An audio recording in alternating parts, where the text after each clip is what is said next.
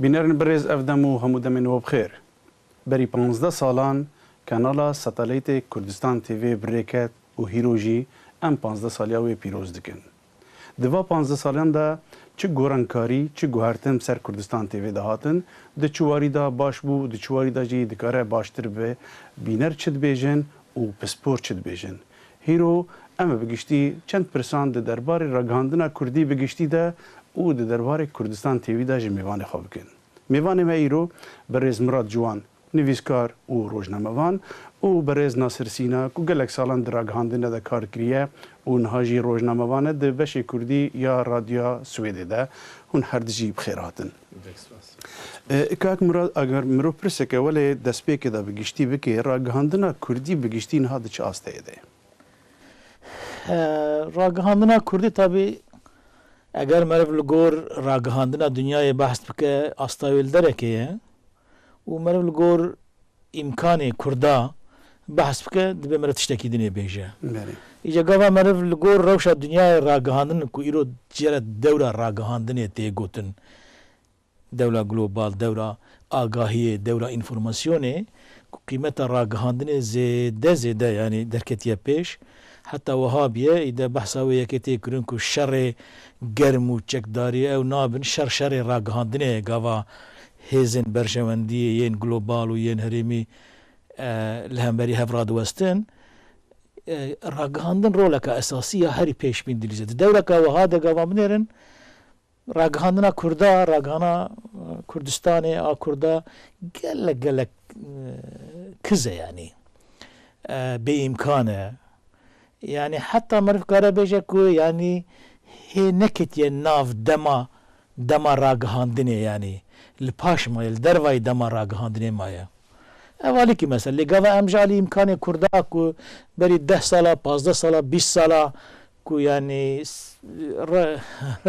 رايا قشتي يا كردا رشو تاريب وجالي راگهاندنا كردي و آگاهی این کداتم بیستن تنی او آگاهی بون ین ملت سردست بون ین هزن زلزن مزمون ای کو برجوندی خود پارێزن و پشتی 15-20 سالی کو ایرو چه بیه کرد یعنی تا درجه که گلک ماسی بجی راگهاندنه که وان چه بیه یعنی گلک کانال جی چه بونه نه یک دو کانال دست بکری ایرو بلکه 6 هفته کانال بلکه حتی گیشتی صداجی اگر امیه هریمی وین ساتلیتی وین توی بفکرن بله جیکی باشه بوره گلک جاران دگوتن ج روزنامه‌وانی را دگوتن دستهلاتا چارمین لین هاد بیجن راگهاندن هیچ وی دستهلاتا چارمین گرینگتر بی بلکه بویا دستهلاتا دومین و کاک مراد دبیجه ام لدروی پیواجوی نتارا ده که ڕەنگە گوتنێکی بەجێبێت بەڕاستی ڕاگەیاندن بە دوو شێوە یان ڕاگەیاندنی بە زمانی کوردی کە ڕەنگە غێری کوردەکان بیکەن یان ڕاگەیاندنێکە کە کوردەکان خۆیان دەیکەن یان ڕاگەیاندنی با بڵێن ئەوەندەی کە لەو چەند ساڵی دواییدا بە پەیدابوونی تەلەڤیزیۆنە کوردیەکان ڕاگەیاندنی حیزبی بەڵام بە شێوەیەکی گشتی منیش لەگەڵ مامۆستا مراد جوان هەم کە ئاستێکی زۆر بەرزی نییە بەڵام تا ئەوەندەی کە بتەوێت زۆر بەربڵاوە بەدەیان کەناڵی تەلەڤیزیۆنی هەیە کە بە شێوەی ڕاستە و خۆ بەرنامە پێشکەش دەکەن لەسەر نێت ڕادیۆیی جۆرا و جۆر سایتی ئینتەرنێتی ئەمانە هەمویان بەشێکن لەو ڕاگەیاندە بەربڵاوی کە کورد لەبەردەستیدا هەیە ئەوەندەی کە ڕاگەیاندنی ئێستای کوردی دەگرێتەوە بە تایبەت تەلەڤیزیۆنە کوردیەکان ڕەنگە لەبەر ئەوە بێ کە ڕاگەیاندنەکان گرێدراون بە پارتی و ڕوانگەیەکی تایبەتی سیاسیەوە لەو ئاستە تێپەڕ نابن ئەوەش پێما بە جگەی مناقشەی خۆی هەیە کە بۆ وایە یان چۆن دەبێت لەو حاڵەتە دەرچین یعنی دوان ساڵی داویدا کە گەلک کەناڵ چێبوون و ژمارەوان بلند بووە یعنی مرۆڤ چاوە هەست کە کورد تا چ ڕادەیە پێ حسیانە کورد ڕاگەهاندن گرنگە وەڵا نازانم لەگەڵ چی دەبێت قیاسی بکەیت هەروەکی عەرزم کردی بێگومان وەکو بڵقێکی زۆر گەورە میدیای کوردی دەستی پێکرد و ئەوەش تەئسیری نەرێنی خۆی داناوە لەسەر زۆربوونیەوە هەموو کاناڵە بەڵام تەقریبان بەبێ استراتیژی بوون زۆربەی زۆریان گرفتەکە لەوەدایە دەتوانێت سەرەوە قسە بکەن ئەگەر حەستان لێبێت تشتێکی دنجی هەیە یعنی دبن ڕێگر لەبەر مەدیا کوردی گەرەک مرە باڵێ بکشینە باوەرتم یەک ژێ ئەوە ڕاگەهاندنە كردي يعني بالتلفزيون والراديو مالبرين خوفا يعني جراني دستي بارتيين كرداده يعني هزين سياسي يعني يوانن تشتكي دنيجي هيكو لآلية دنيجي اجانسن نتوایی بکیماسی و یا جی پروفسیونل سر بخو يعني هر دو جي كي من اويدا يعني هم امريكا بيجي اجانس كا او تونه يعني باواكي بروفيسيونيل و نوچيان برهم بينه وبفروشه و بدا دنياي بزمان كردي وبزمان انجليزي يا بزمان بيانيه دني من شرپیم و استراتژی کی تایبەت و دیاری کرا و نووسراو نییە بۆ میدیای کوردی و چۆنێتی کارکردنیان لە ئاژانسی دەنگ و باسەوە بگرە هەتا خودی میدیاکان وەکو رادیۆ و تەلەڤیزیۆن و ماڵپەڕە ئینترنێتیەکان ئەوە یەکێک لە کەمایسی گەورەکانی میدیای کوردیە بەبێ استراتیژیە بەێ نها gelek pisporê duwarê kurdolojiyê da û dîroknas dibêjin ku netewaya Kurd di asteyekê de di asteya damezrandina şexsiyet û welatê xwe netewî de di vê haletê da divê medya ragihandin bi çi rolê rabe يعني او راسته يعني ملت بون شكو شي دبا يعني او مثلا التاريخ ده بري الدوره راقهاندني وبري انترنت او بوكو روجنامه هبون يعني بلاف دبون لسرس بويرك الولاتك كنجك ولاتك قاوا بويرك دقومي او بريا روجنامه مان تشو دقيشت ولاتي دي يعني غوشي باجارك ولاتي دي في واي يعني فردين وي ملتي وي جفاكي وي دولتي حيوان جهفدو شي دبو شعورك وزانينك وحسك مشترك شي دبو تدي وقت عم دبيجن راقهاندن ببوره وقت عم دبيجن راقهاندن ما بس تنجي نأوى زانيارك جيكي بشي جيكي دن جبار يعني رايا قشتيجي تدا مزراندن دري راقهاندن خاصم وين بيشم يعني بلا روجنا ما بو لإيرو هي مهم تربية يعني إيرو هم دورة ديجيتال ودورة راقهاندني وإنترنت وتلفزيون وساتليت يعني قالك براليبيا يعني إيرو مثلا نتني أما يا تشابمانية دوي درجة دي قبل مرة بارا خو بدي يعني البت يعني دوان ده 15 سال داویه ده شوك اوجي تنبونه يعني ایرو ام دبي انكار نکن يعني ده 15 سال یا 20 سال راگهاندنا تلفزیون کوری دست بگیرون روزنامه وان هلا پشتی کو اینترنت درکت کو هم لهندور هم لدروا چه بیشتر پارتی سیاسی بین چه کس بین او امکانی کل گور امکانی خوا دست بوشانی کرن اوش يعني شعورك نتويتيا باش بكارانيا ليه يعني الجور بيديفين دمايرو الجور بيديفين كو ملت دنش بكارتينن تشقوا بيش فتشن تشقوا سجرينجا الجور بيجاوا ام بحسب دوي ده بركيم يعني بركيم يعني وقت مرة بدا برهف يعني الدورة كاتيك ويك كيروشك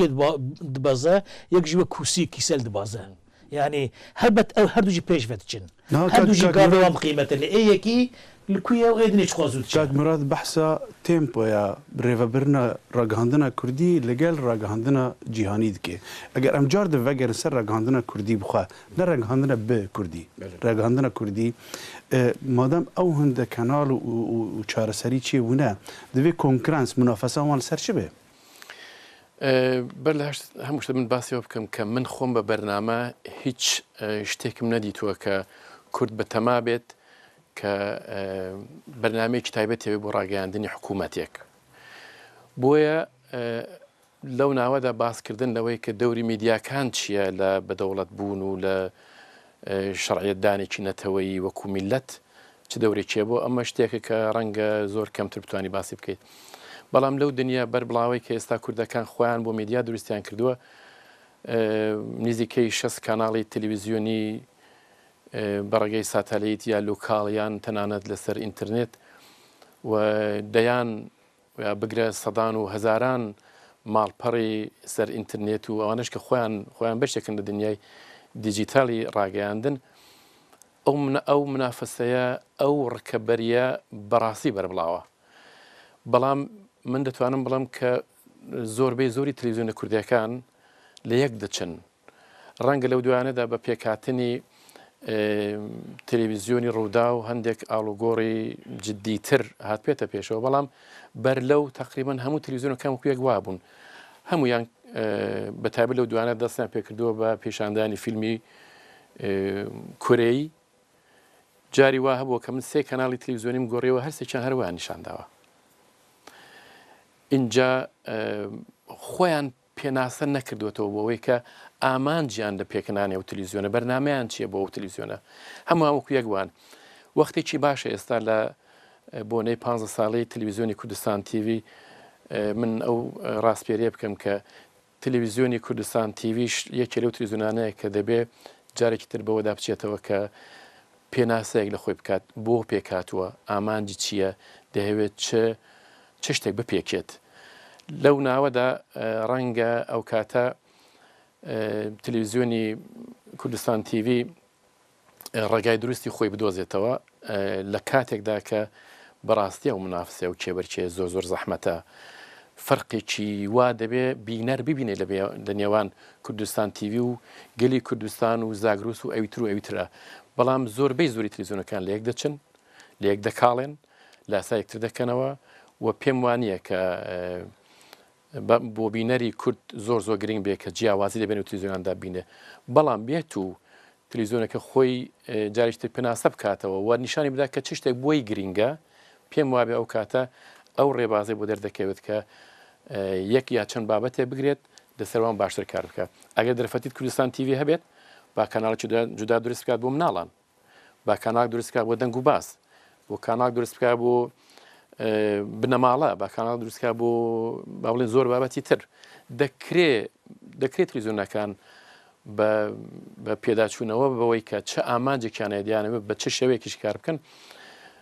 بەڕاستی لەو منافسێدا سەربەرز بێنە دەرەوە یان تدبێژی ئەو تەلەڤیزیۆنی ها گشتیک و گەلێک تشتان پێشان دەدەن سەردەمەوەی دەرباس بووە بێگومان چۆن دەکرێت بینەری کورد ڕابگری لە حاڵێکدا کە کاناڵ تەلەڤیزیۆنەکان بەڕاحەتی بە فشاردانی دوگمەیە دەوەردرێن چۆن دەتوانانی کارێکی وا بکەیت کە بینەری کوردستان تیڤ زۆربەی جاران بەس سەیری تەلەڤیزیۆنی کوردستان تیڤ بکات کارە تشتێ واژی هەبن یانی ئانا لە ئەوروپای ئەمریکا لە دەری دنێژی کەناڵێن تایبەتی هەنە بمانە تیجاری فیلمێ سەری زنجیرە خەڵقە نیشان ددن تشتی ئایلەوی نیشتە خواردنێ نیشان ددن فیلماژ نیشان دن بەس ئەوش جاردن لەسەر ئەساسێک و باڵکێشیەکە پڕ باڵا تەماشەوانە بکیشن و منافەسە دنابەرە کەناڵە دەهەبە و ینی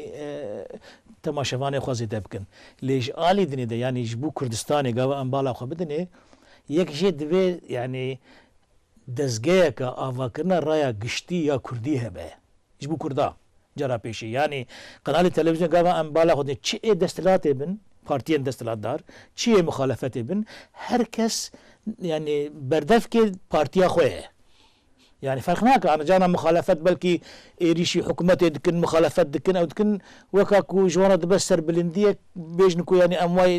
لە هەمبەری دەستە تەمام لە هەمبەری دەسترێت باش ئەمە گەڤان باڵا خۆدن نکارە مەسەلا کێماسیم پارتیا خوار یا ڕخنەل پارتیا خۆ بگرە ئەو ژی ینی یە پارتیەکێ فرق ناکە وەرە دەستراتە ئێدنێ ینی دەبێ تەلەڤیزیۆنێک یاژ ڕاگەهاندن چەند هەبن کو گاوە خەبەرە دەبێژە گاوە نوچەیە دەبێژە یعنی ئێ سەرۆکۆماریە بێژە ئێ سەرۆکاتیە بێژە ئێ پارلەمنتۆی بێژە ئێ هەمی پارتیان بێژە یە دەروا بێژە یە هەندور بێژە نەیەک ئەمە گرانی بدە یە پارتیەکێتنی هەرکەس پارتیا خۆ بێژ ینی دبێ ینی یا مهم کورد وەک وەلاتی مافێوانی ئاگاداربوونێ هەیە تەلەڤیزیۆن دەبێ بێ ڕۆڵا خۆ ببێت ئەو ژی دەبێ مەرف بێتەرەف هەموو خەبەران ببیزە نەکو ئێ پارتیەکە منیش مەبەستم ڕێگەوە بوو و تشتێکدن بۆ تشتێکدنیژی هەیە یەکشی دبێ ئاژانسەکە کوردی یا کوردستانی هەبە و پەرسپەکتیفێ کووردا بویێرێن کوردستانی بویێرێن ڕۆژهەڵاتە ناوین بویێرێن دنیای حتا ji پەرسپەکتیفên کووردا بشینن yani îro mesela ajansa Tirkiye heye ji perspektîfê Tirkîtiyê siyaseta derve ya Tirkiye ya tamam mesaj geyişt Kurda bixwajî hebe berî mesaja te geyişt nasir dixwast gilêzî de bikim من دەمەوێت باسیەوە بکەم کە هەموو جۆرە بەرنمەیەک لە هەموو کەناڵەکاندا دەبینرێن هەوڵێکی باشدرا کە تەلەڤیزیۆنێکی وەکو زاگرۆس تیڤ دەنگ و باسی نابێت بۆ یانە زۆرتر خۆ بەو بابەتانەوە گریم بکە کە بۆ گەنجان باشن یا ڕەنگە گەنجان حەزی لە بکەن بەڵام تەلەڤیزیۆنەکانی تر هەموو شتێک لە یەک کەناڵدا بڵاو دەکەنەوە هەموو شتێکیان هەیە من پێم وایە کە دەتوانن جارێکتر بۆدا بچنەوە خۆیان پێناسە بکەنەوە و ئەگەر بتوانن دەرفەتیانە پێم وابێ لە کوردستانەوەدا بەختەوراوەندە پارە و ئەوەندە ئیمکانە هەیە کە چەند کاناڵ جودا دروست بکرێن بەشێک لە تلڤیزیۆنەکان تەرخان بکرێن بۆ دەنگ و باز بەشێکیان بۆ بنەماڵە بەشێکیان بۆ خواردن تمام ئەم تێگەیشتن ئەوانە ئەم تێگەیشتن ئەم بەحسە ڕاگەهاندنێ دکنە وەک چاوکانیە زانیاریان گەلە کەس هەنە دەبێژن و گاوەکو تەکنۆلۆژیال پێشتکەوێ یەک نایە جیها ئەوادم بگرێ ینی تلڤیزیۆن هات نەکو جێ سینەمایە بگرێ و تشتێ دن هاتن نەکو جێ تلڤیزیۆنە بگرن هەر کەسی جێ خۆی تایبەت هەیە گەلو ئەف چاوکانین ئێرێ ڕاگەهاندنێکون ها وا چەند ساڵی داوی پەیدابوونە ڕۆلە تلڤیزیۆنان کێمکردنە یان نا ینی خەڵک دریا تویتر را دریا فیسبوک را دریا مێدیان جیواکی بگشتی و چاوکانی دنجی زانیارە ژێ وەردەگرێ ڕۆلە تلڤیزیۆنە کێمکردنە ئەف تەکنۆلۆژین بێگومان دەتوانێت تەئسیری هەبێت بەڵام تلڤیزیۆنەگە زیرەک بێت میدیایکی کوردیەگە زیرەک بێت دەتوانێت لەو دیاردە نوێیانەی میدیایی بە قازانجی خۆی کەڵک وەربگرێت خۆ پێرە بگونجینێ بۆ وێنە کوردستان تیوی دەبیر لەوە بکاتەوە کە ئایا تویتەریشی چالاکی هەیە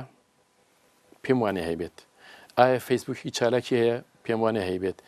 ئایا لە میدیاکانی وەکو بلۆگی نووسەران و کارمەندان و ڕۆژنامەوانانیدا بەشدارە پێم وانێ هەیبێت لەو کاتەدا کوردستان تیوی و تلڤیزیۆنەکانی تریش ئەگەر خۆیان نەگونجێن لەگەڵ ئەو دیاردە نوێیانەی میدیایی بێگومان سەرکەوتو نابن ئەوانی تر دەیبنەوە من دەمەوێت ئێستا بزانم بەر لەوەی کە دەنگ و باسی تلڤیزیۆنی کوردستان تیوی دەست پێ دەکات فلان دەنگ و باس چۆنە چاوەڕێ نابێ ببیت کە وەختی دەنگ و باس بێت اینجا تۆ دەنگ و باسەکەت بڵاوکەیتەوە دەبێ ئەو کاتێک کە دەنگ و باسەکە بوو بڵاوی کەیتەوە بێ لە بەرچاوگرتنەوە کە هێشتا نەوەتە سەعات دوینەوە ڕۆ بۆی کە دەنگ و باس بڵاوێتەوە بەرێ بەرێزان وەختێکمە ئامادەکاری vê panelêra dikirin me çend hevpeyvîn bi rewşenbîrên Kurd ra di derbarê 15 saliya Kurdistan TV de buwan re kiribûn kafer mebhevra temaşeyê bikin. سەرەتا پیرۆزبایی دەکەم بە بۆنەی کاری ئەم چەند ساڵەی کوردستان TV لەبەر ئەوەی کە کوردستان TV یەکێک لەو یەکەمین تەلڤیزیۆنەکان بوو کە بە کوردی بەرنامەیان بڵاو کردوتەوە تەلڤیزیۆنێکی ناسراوە و دەورێکی زۆریشی بۆ لەو چەند ساڵەدا لە گەیاندنی هەواڵ و ڕووداوەکاندا و لە پێشکەشکردنی بەرنامەی جۆرا و جۆری دیکەدا کاتێک قسە دێتە سەر مێدیای کوردی شتێک کە لە ڕوانگەی منەوە وەک کەسێک کە لە بواری نووسیندا کار دەکەم زۆر گرنگە ئەوەیە کە مێدیای کوردی زمان چۆن بەکاردەهێنێ و چ دەورێکی هەیە لە پەرەپێدانی زمانی کوردیدا یان بەپێچەوانە لە زیانگەیاندن بە زمانی کوردیدا هیوادارم لە دەورەی داهاتووی کاری کوردستان تیڤیدا زیاتر لە ڕابردوو بایەخ بدرێ بە زمانی کوردی و چۆنیەتی بەکارهێنانی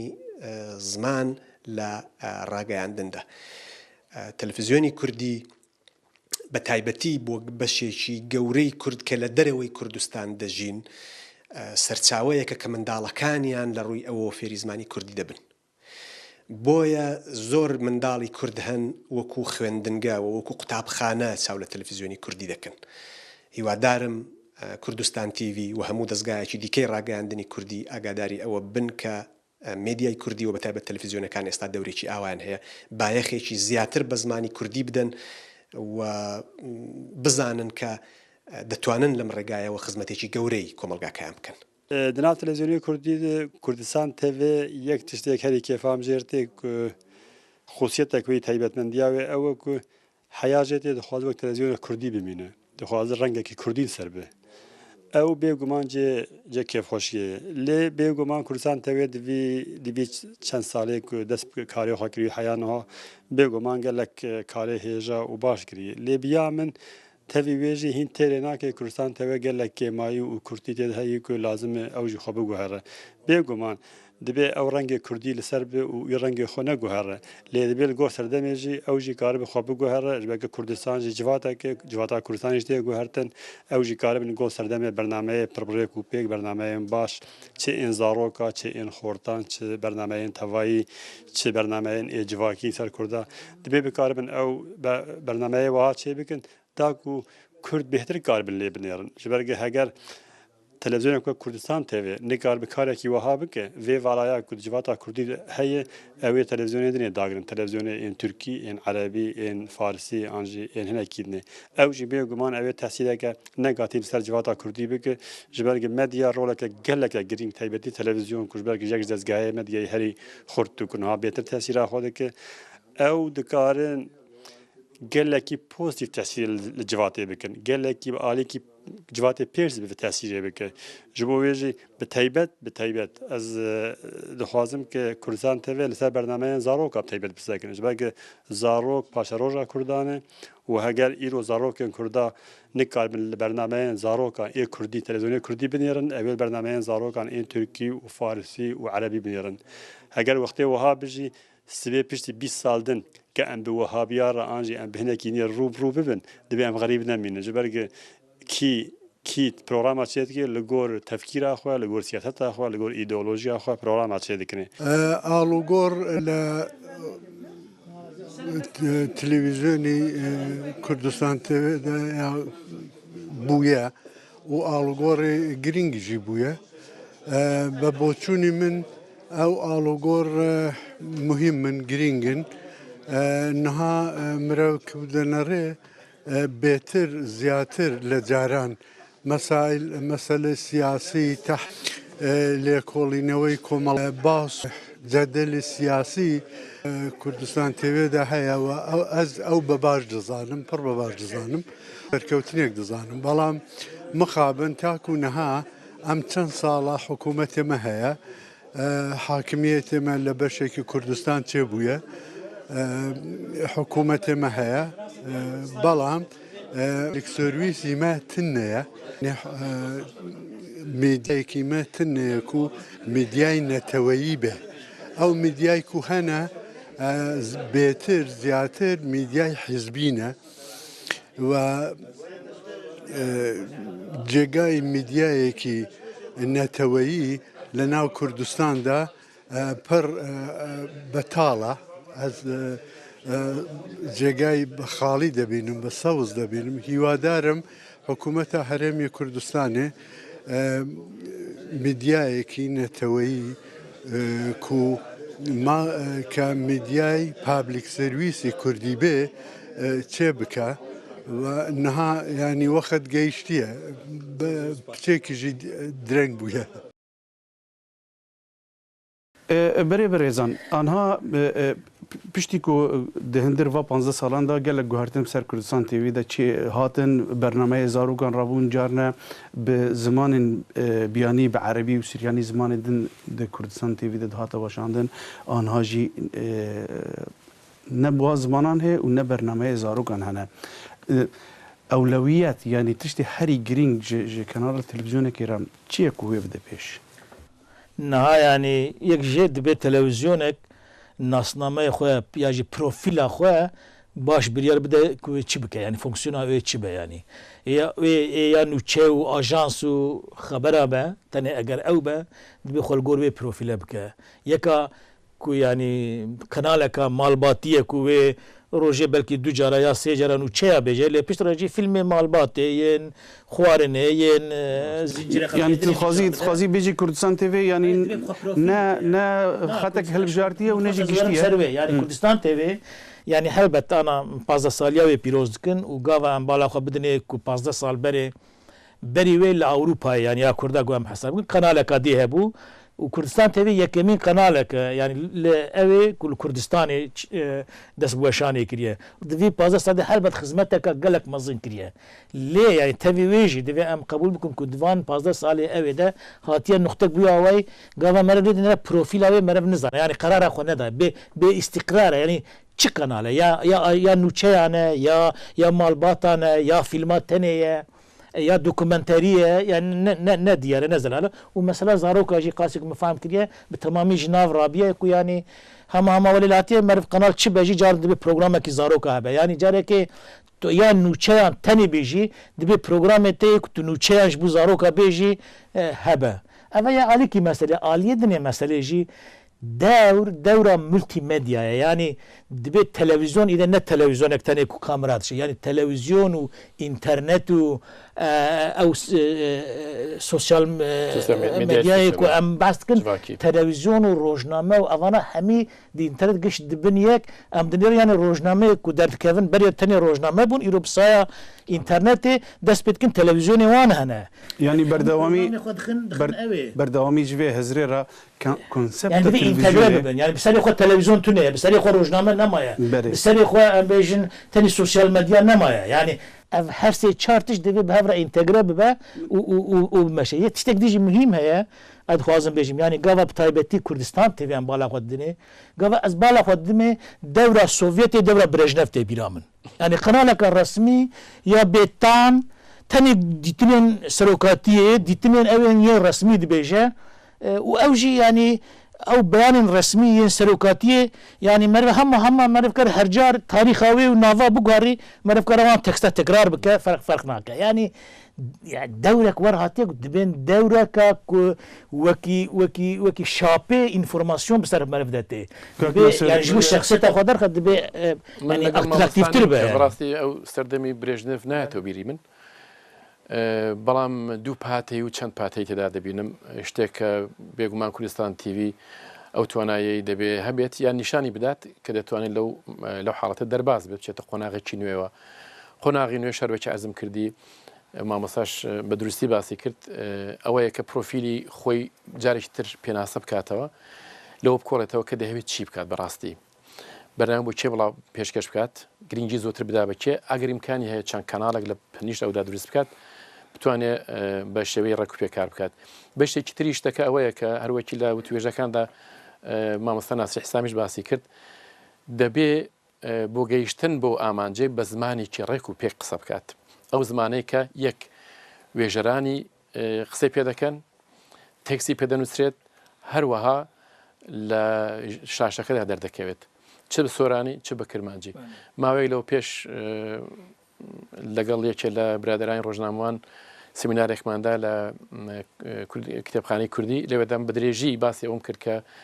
ئەو هەڵە زۆرانەی کە لە تەلەڤیزیۆنە کوردیەکاندا بەڕاستی دەبێت نەمێنن نمونەی یەکجار زۆریشمان هێناوە بۆ وێنە لە تەلەڤیزیۆنەکەی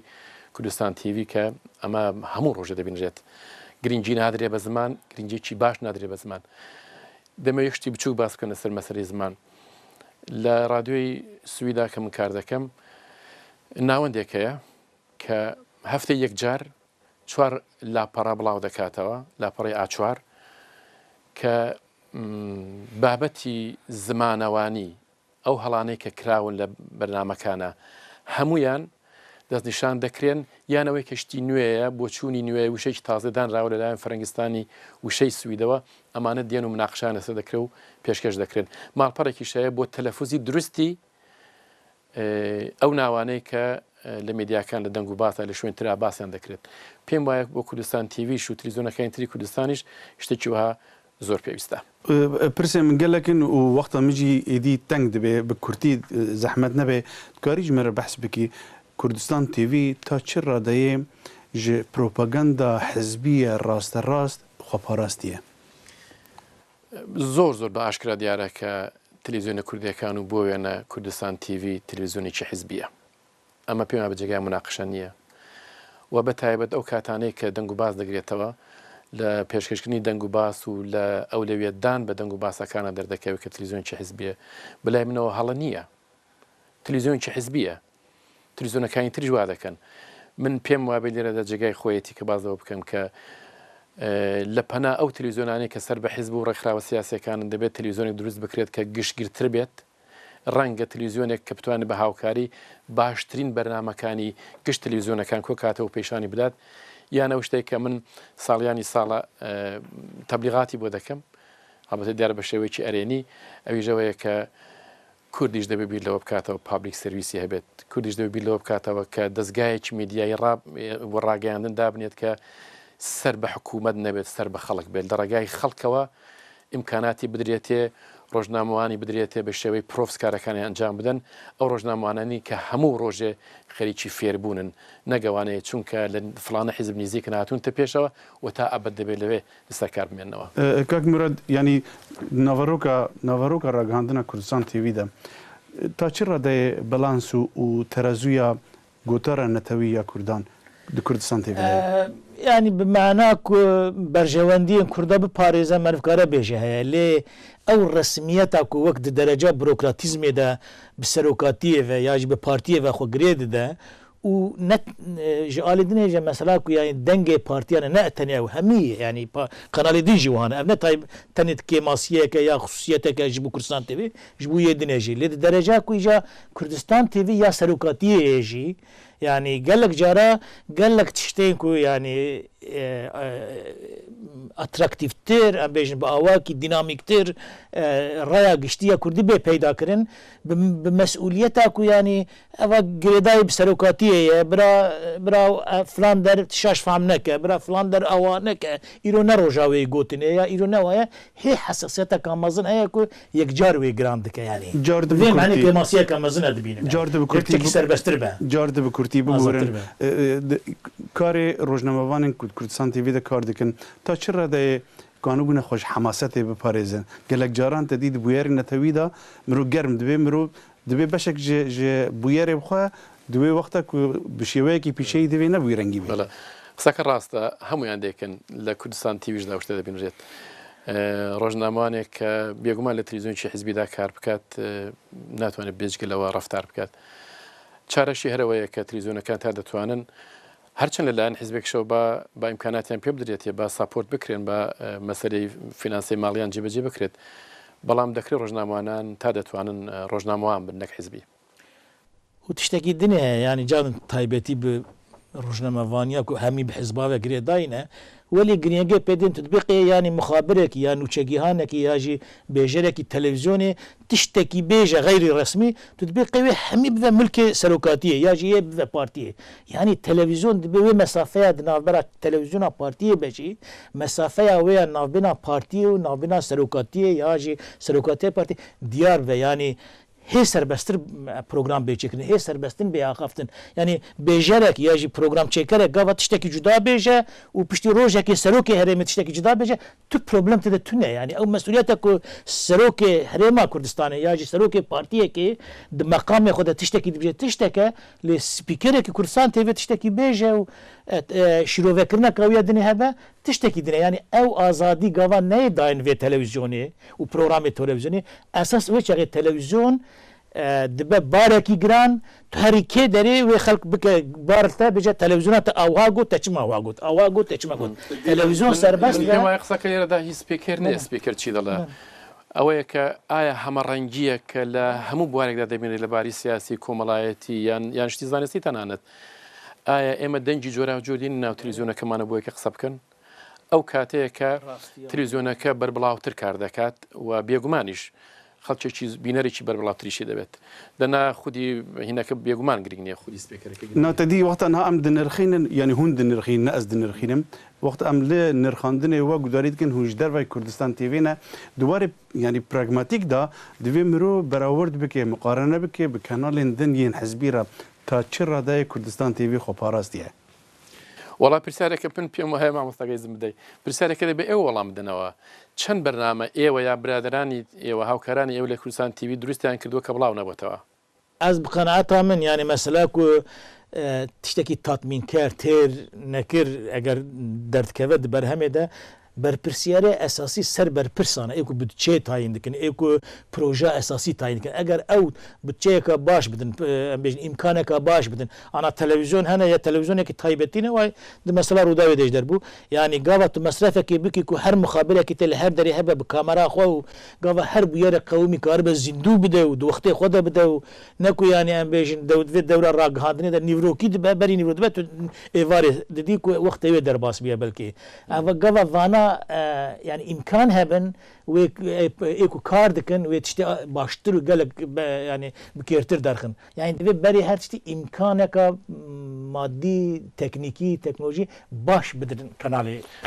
دمو دوين شتي خو ملا مغيزم بديت اوي جويك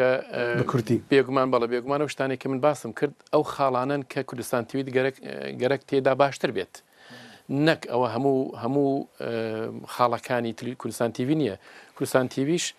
گەلێک خاڵی پۆزیتیڤ و ڕێکوپێکی هەبووە دووهەمین میدیای کوردی بووە کە کورد بۆ خۆی بەڕێوەی بردووە